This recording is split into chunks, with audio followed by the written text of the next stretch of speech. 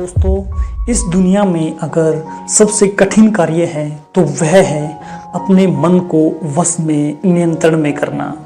इसलिए तथागत कहते हैं कि जिस व्यक्ति ने अपने मन को नियंत्रण में कर लिया, समझो उसने पूरी दुनिया को जीत लिया। इसमें गृहस्थ या सन्यासी का कोई सवाल ही पैदा नहीं होता है। हम में से 99% लोगों के मन में यह धारणा रहती है कि मन को नियंत्रित केवल एक वैरागी या सन्यासी ही कर सकता है। यह सब एक गृहस्थ या संसारी व्यक्ति से परे की चीजें हैं, अर्थात एक संसारी या गृहस्थ व्यक्ति अपने मन को नियंत्रण में नहीं कर सकता। दोस्तों, इसी धारणा को बदलने के लिए आज हम सुनते हैं एक बहुत ही प्रेरणादायक कहानी। हेलो दोस्तों, मैं डॉक्टर जोगेश शर्मा स्वागत करता हूं मेरे एपिसोड सेल्फ इंस्पेक्शन यानी आत्मनिरीक्षण में। यह घटना उस समय की होती है जब महात्मा बुद्ध ने गृहस्थों को भी अपने धर्म सभा में आने की अनुमति दी थी। उन्होंने गृहस्थों को भी मोक्ष प्राप्ति योग्य बताया था। इस पर उनका एक अनुयायी कहता है कि हे बौद्ध, हम सन्यासी पूर्ण रूप से योग साधना में लगे रहते हैं, परंतु फिर भी अपने मन को नियंत्रण में नहीं कर पाते।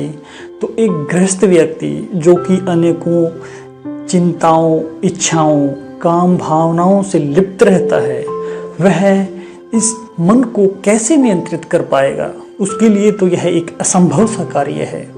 इस पर बौद्ध मुस्कुराते हुए कहते हैं कि मन को नियंत्रण कोई भी कर सकता है, वह सन्यासी हो या वैरागी।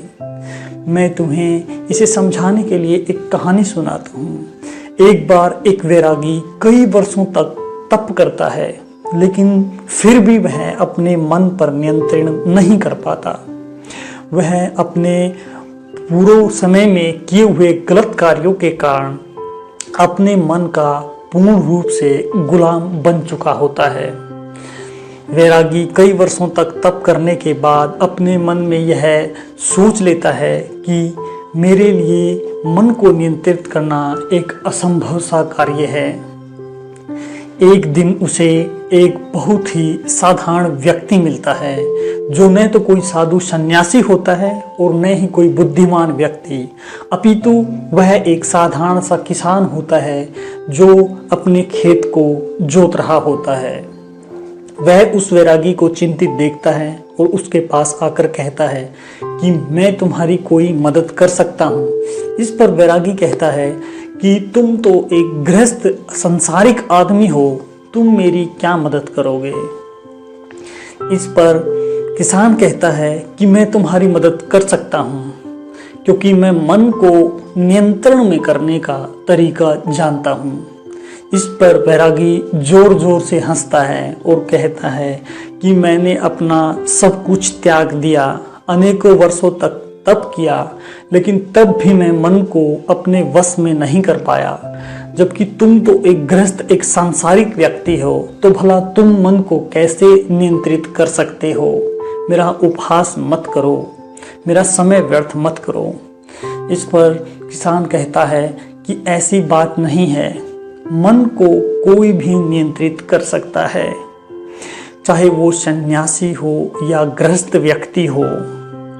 किसान कहता है कि मन को नियंत्रण में करने के लिए अपने घर परिवार का त्याग करना आवश्यक नहीं होता, बल्कि जिसका त्याग करना आवश्यक है वह है गलत जानकारियाँ, क्योंकि जानकारियाँ ही हमारे मन का निर्माण करती हैं। व्यक्ति जैसी जानकारियाँ लेता है, उसका मन, उसका व्यक्तित्व वही रूप धारण करने लगता है।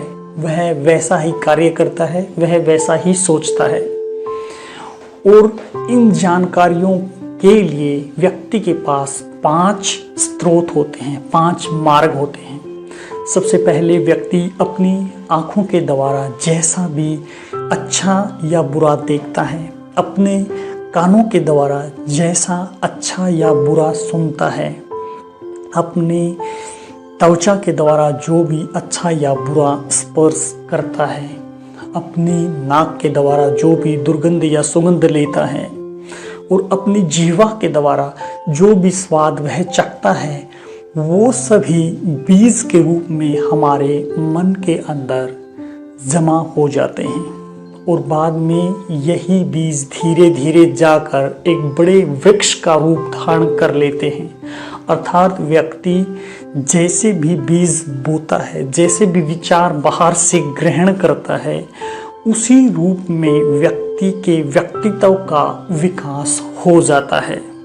आगे किसान वैरागी को कहता है कि तुम्हारा मन तुम्हारे वश में इसलिए नहीं है क्योंकि तुमने बहुत सारे गलत बीजों को अपने मन में बो दिया है। अर्थात तुमने बहुत सारे गलत विचारों को सुना है, देखा है और उन्हें बीज रूप में अपने मन में बो दिया है और अभी वो बीज धीरे धीरे बड़े वृक्ष का रूप धारण कर रहे हैं। इसीलिए तुम अपने मन पर नियंत्रण नहीं कर पा रहे। इस पर वैरागी किसान से पूछता है, तो मैंने तो अपने पुराने समय में बहुत से गलत बीजों को, गलत विचारों को अपने अंदर पैदा कर लिया है, तो मैं अब अपने मन को कैसे नियंत्रित कर पाऊंगा? कृपा करके मुझे बताइए। इस पर किसान वैरागी को कहता है कि तुमने जो भी अनजाने में अपने अंदर गलत विचारों को ग्रहण किया है, उन गलत बीजों को बो दिया है, लेकिन अब तुम्हें जागरूक होकर अपनी इच्छा से अच्छे बीजों को अपने अंदर बोना होगा, अच्छे विचारों को अपने अंदर ग्रहण करना होगा। और इस पर दोबारा वैरागी पूछता है कि मुझे यह कब तक करना होगा? इस पर किसान जवाब देता है कि जिस तरह तुम्हें तुम्हारे पेट के लिए प्रतिदिन अच्छा भोजन चाहिए, उसी प्रकार तुम्हें अपने मन के लिए प्रतिदिन अच्छे विचारों को ग्रहण करना होगा। और जिस दिन तुम्हारे अंदर, तुम्हारे मन के अंदर इन अच्छे विचारों की संख्या तुम्हारे गलत विचारों से ज़्यादा हो जाएगी, उसी दिन तुम अपने मन पर नियंत्रण पालो। सारी कहानी सुनने के बाद बुद्ध का शिष्य समझ चुका था कि मन को नियंत्रित करने के लिए गृहस्थ होना या वैरागी होना यह कोई आवश्यक नहीं है, बल्कि आवश्यक है गलत जानकारियों का त्याग तथा अच्छे विचारों को अपने मन में ग्रहण करना। क्या आप मेरी कहानी के माध्यम से यह सब समझ पाए? यदि हाँ, तो मेरा प्रयास सफल हुआ, यदि ना, तो मेरा प्रयास लगातार जारी रहेगा। नमस्कार, धन्यवाद।